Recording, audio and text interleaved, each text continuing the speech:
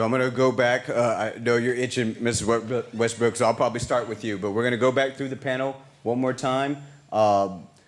We are over time, but I don't want to really constrain your comments, but still kind of be respectful and thoughtful of that, you know, as we move forward, that we've got a number of people to get through. So I'm going to, let's do the paddles one more time. Make sure let's see where we're all at. Probably got some folks that are, yeah, I bet. Really? Okay. All right. Fantastic. All right. Looks like we're going to move through a lot of people. So we'll start over here with Ms. Westbrook. I know you were really wanting to get in and comment here. I did. Thank you so very much. You know, often when I speak with my students or I do presentations, I often talk about science and engineering. That's my background. But I'm actually a historian, and I think I got into science because of the history of science, believe that or not. And so often I talk about the good, the bad, and the ugly. And so when we talk about the good, the bad, and the ugly of history, let's talk about a couple of things here in this area, just for a frame of reference if you may have not known. One of the things is that, okay, so we're aware of Juneteenth. It started June 19th, 1865. The first celebration was in 1866. And for almost 60 years, San Marcos had one of the largest emancipation celebrations in the area. It was held over at the Hayes County Fairgrounds, and it was a 3-day event. And it was actually 96 years ago today that event started. Now, why is this significant? Because it was the last one that was done back in 1926. Here happens to be an actual poster from 1926. Now, I know you may not be able to see this. I'll tell you where you can find it. Of this event, and it had the names of the folks who were actually putting on the event for those 3 days, what they were doing, who was invited, etc. Now, I said this was significant because it was 1926. In 1927 and thereafter, they didn't have one. As it turned out, and this is noted in the San Marcos records, that the Ku Klux Klan stopped it from commencing and from being celebrated. And instead, in 1927, they had a Ku Klux Klan rally in that same area to emphasize how they needed membership within the Ku Klux Klan. Remember I said the good, the bad, and the ugly. Okay?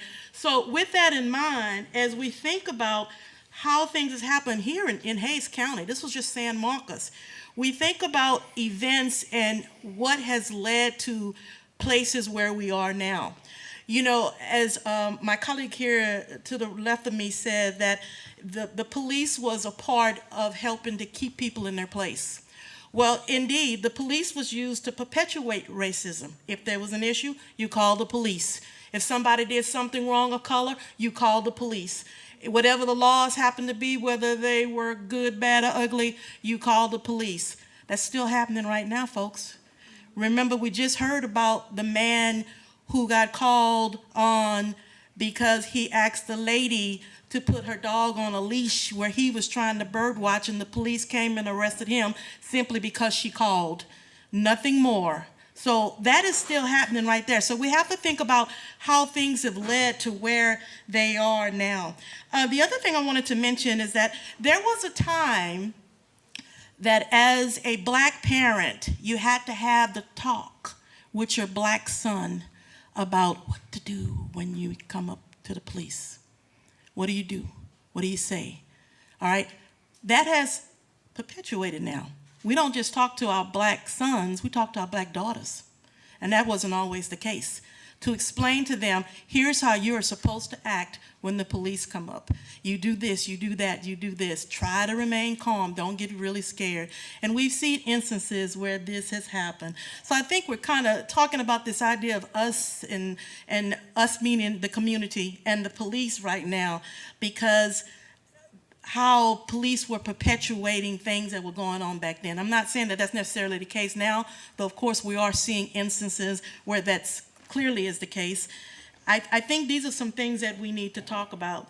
As we are listening to others around the room who talk about issues that they've had with institutional racism, that they've had with the police, et cetera, et cetera. I think these are conversations, as we've all been saying, we need to have continuously so that we can try to understand and try to make heads and tails of it.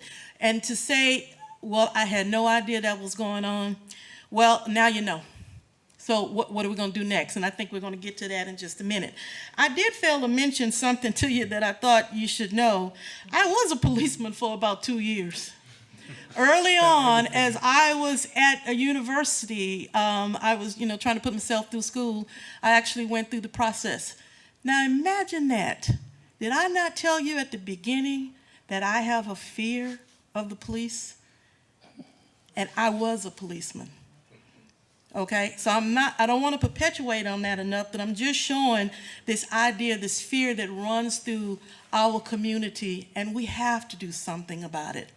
And I really hope that as we continue these conversations, that we continue to have these discussions.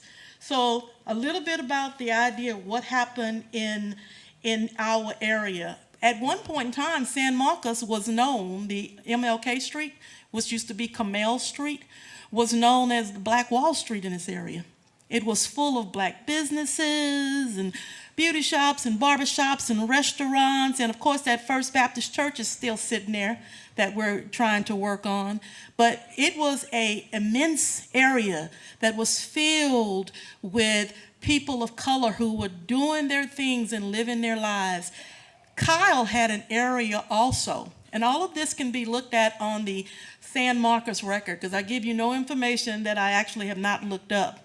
And I say that to you as a former executive director of the African American History Museum. You can actually go and see articles that were written back then that have been put in frames so you can read what was going on during the 1920s and the 1930s and the 1940s. And you can see this actual poster, and you can see the decay that it's in, because it was the official poster that was placed in someone's black business at the time to remind everybody about this event that was going to take place. So at this point in time, as we begin to celebrate Juneteenth, much has gone on in this area, and much was stopped in this area by and for people of color. So now that we have a little history lesson, the last thing I want to say is Mr. Rubin mentioned earlier that there was an article of Confederate, and he read parts of it to us. And it stated what they believed in. So now that you know that, do you understand why there's an issue to remove Confederate statues? Did you know that part? That here's what they said they wanted and what they believed in. And everybody who signed that is considered a hero. But are they? Now that we know what we now know? So what some of the panelists said more than anything, and what the mayor said, once we get educated, we begin to rethink things. Seek information to make sure that you know what you're talking about. Seek information to try to understand different points of view. And always walk into the room open-minded, because open-mindedness and being able to sit at the table and talk is half of our battle to see what actions we need to take place to do something else to make things better. I like living in Kyle. I didn't even talk about the incident I had with the police, goodness knows, but I did. And I'm not the black man, but I had an incident too that really questioned whether or not I should live here. But I said, you know what, I'm doing it anyway. I did.